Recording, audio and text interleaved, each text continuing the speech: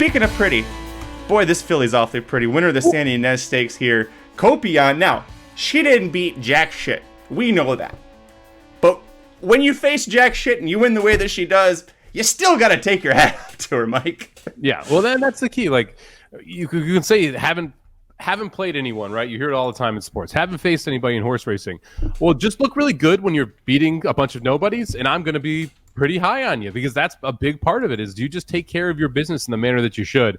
And, man, Kopion 100% did that here. Breaks really well, gets right to the top, and just absolutely puts them away down the lane. Never gets asked. Gets an 86 buyer, improving off the 83 buyer on debut.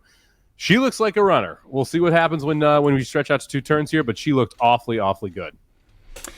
Doc saying Kopion looks like a nice filly, and he used the PH. I was just thinking of Jarrett's video when he ranked Hoosier Filly as one of the most disappointing horses last year. So maybe Doc was thinking the same thing. And Rodney's saying just FYI, and Kopion will run 1-2 in the Oaks. It's so hard this early to make that prediction, but Mandella does tend to have a really good-looking filly this time of year. You just hope that she stays healthy. But, I mean, look, off the turn, Precious giving her shaking the reins. He knows it. He's got this one. Yeah, Tamara could be good. It's funny about Tamara, by the way, that Doc brings up in the chat. Mandella said the only time this horse has not worked well in the morning ever was the time that he worked her with Tamara. And he's like, yeah, no, not doing that again. She got really pissed off working with Tamara. And so we kept them separated after that. That makes me think also Tamara might come back and still be something good. She just had that one bad race in the Breeders' Cup. Yeah, I mean, like, look at Fierceness.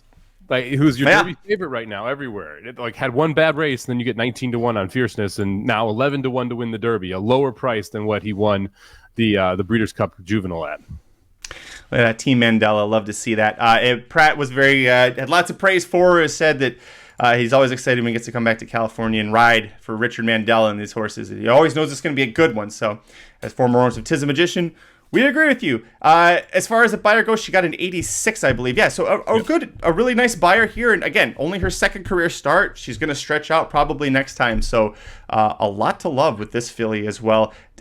Just FYI, I guess, is the clubhouse leader, but Breeders' Cup Juvenile Fillies winners traditionally do horribly when they come back at 3. I think Echo Zula was the last one that actually did anything, and she was a sprinter. So she wasn't an Oaks horse. She was a sprinter that had enough speed to beat most of them. So I was not a believer in just FYI all last year. So I will probably take a non-believer stance headed into the 3-year-old season now as well.